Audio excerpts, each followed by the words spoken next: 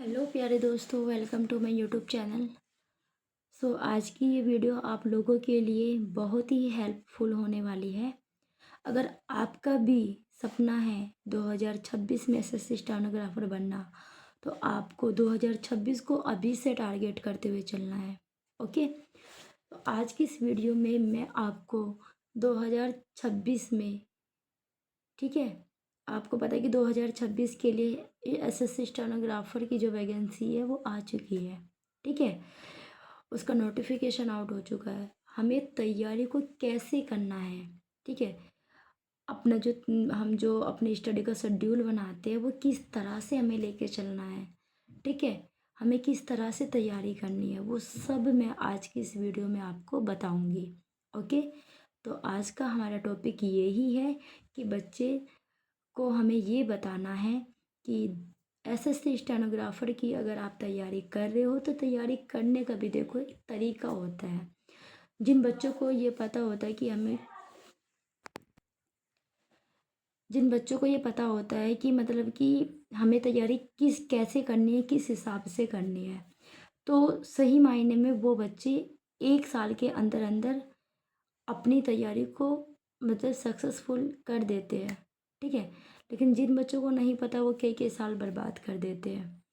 तो ये वीडियो उन सभी बच्चों के लिए है जिनको नहीं पता कि तैयारी को हमें कैसे कैसे करनी चाहिए। ओके, तो सबसे पहली बात क्या है, ठीक है, सीबीटी और स्टेनो साथ चलाए या नहीं। सबसे बड़ा क्वेश्चन तो ये ही है बच्चों का।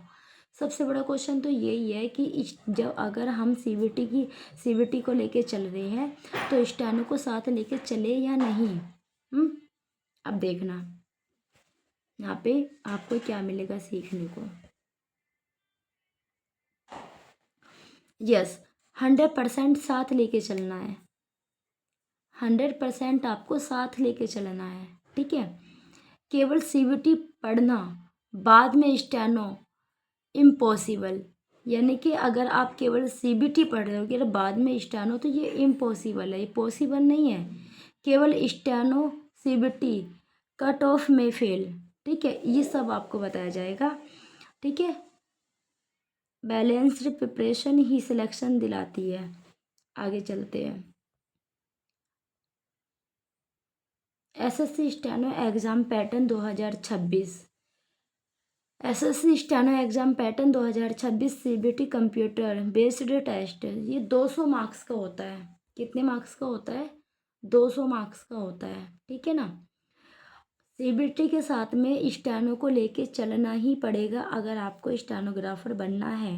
ठीक है, अगर आपने सीबीटी को पहले सीबीटी को फॉलो किया, स्टेनो को पीछे छोड़ दिया, तो आपकी साल बर्बाद होनी है, इसमें कोई शक नहीं है। 100% साल बर्बाद होएगी।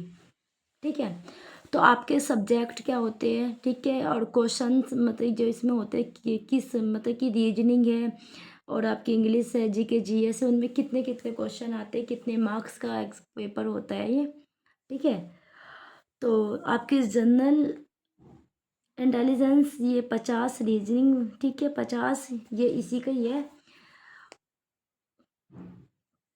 जीके आपकी 50 की होती है, इंग्लिश आपकी 100 की होती है। यानी कि आपकी रीजनिंग 50 क्वेश्चन की आती है, जीके जीएस 50 क्वेश्चन की। ठीक है, और आपकी इंग्लिश अकेली ही 100 नंबर की आती है। इंग्लिश अकेली ही 100 नंबर की आती है, क्योंकि इसमें इंग्लिश ही मस्ट है। सबसे ज़्यादा इंग्लिश को इम्पोर्टेंस देना आपको इसमें।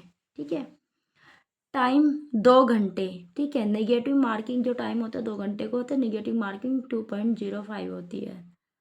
ठीक है, टू पॉइंट वो 0.25 होती है, सॉरी 0.25 होती है।